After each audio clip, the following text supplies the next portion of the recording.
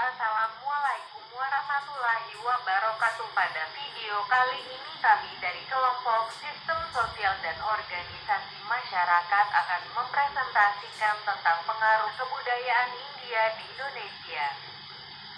Dengan beranggotakan 1. Abel Julio absen 02, 2.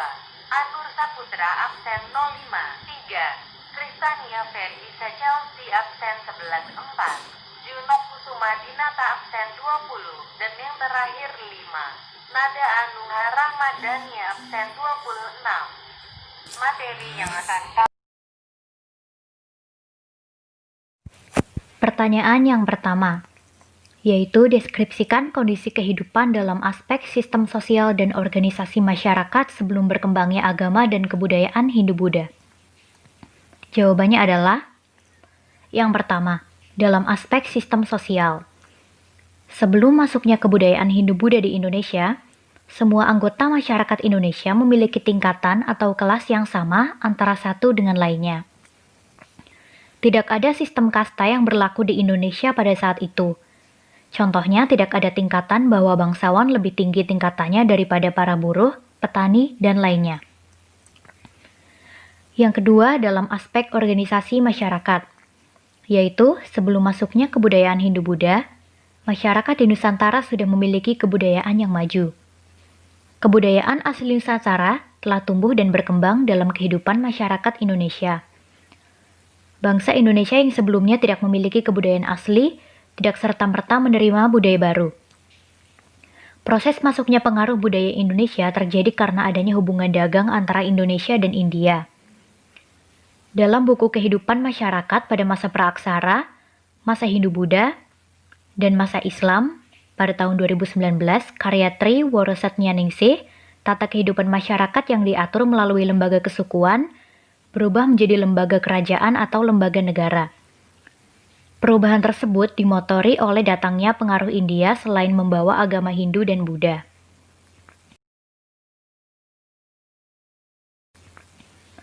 Kemajuan yang mencolok dari sistem kerajaan ini adalah birokrasi yang merupakan alat menjalankan pemerintahan.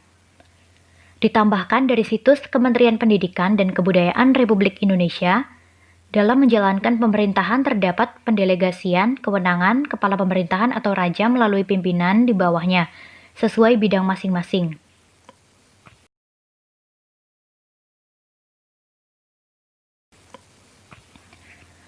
Pertanyaan yang kedua, yaitu analisis kondisi dalam aspek sistem sosial dan organisasi masyarakat setelah berkembang agama dan kebudayaan Hindu-Buddha. Jawabannya, yang pertama dalam aspek sistem sosial. Setelah masuk dan berkembangnya agama Hindu-Buddha di Indonesia, mulai diperkenalkan sistem kasta atau pembedaan kelas di dalam masyarakat. Akan tetapi, pembagian kastanya berbeda dengan kebudayaan India. Pembagian kasta di Indonesia dikelompokkan berdasarkan tingkatan kehidupan yang dilakukan secara turun-temurun untuk menunjukkan mengenai status sosial di lingkungan masyarakat. Sedangkan di India, pembagian kasta dikelompokkan berdasarkan antara kaum Arya dan kaum Dravida. Contoh kasta-kastanya adalah kasta Brahmana, kasta Ksatria, kasta Waisya, dan kasta Sudra.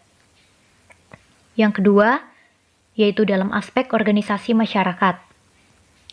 Setelah masuk dan berkembangnya agama Hindu-Buddha di Indonesia, kehidupan masyarakat yang dulunya dipimpin oleh kepala suku digantikan menjadi raja yang dianggap sebagai keturunan dari dewa yang memiliki kekuatan, suci dan hampa. Hal ini tentunya akan memperkuat kedudukan raja untuk memerintah wilayah kerajaan secara turun-temurun.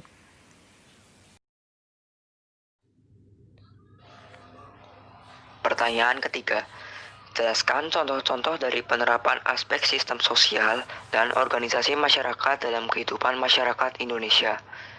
1.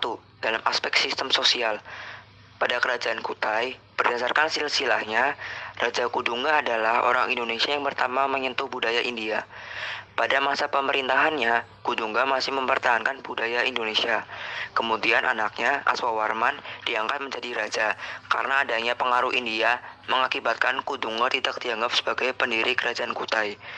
2. Dalam aspek organisasi masyarakat, masyarakat di Kerajaan Kutai memiliki kemampuan beradaptasi dengan budaya luar atau India, mengikuti pola perubahan zaman dengan tetap memelihara dan melestarikan budayanya sendiri.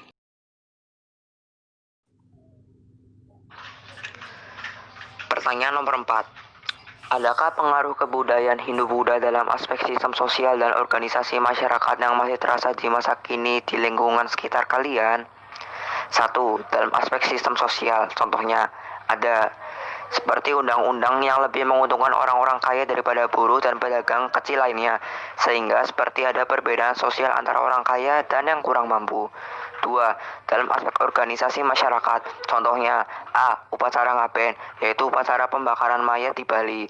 B. Upacara Kuningan. C. Upacara Kesodo, yaitu peninggalan dari Kerajaan Majapahit dengan memberikan sesajen ke kawah Gunung Bromo. Sekian dari kelompok kami. Mohon maaf apabila ada kesalahan kata atau perbuatan. Terima kasih. Wassalamualaikum warahmatullahi wabarakatuh.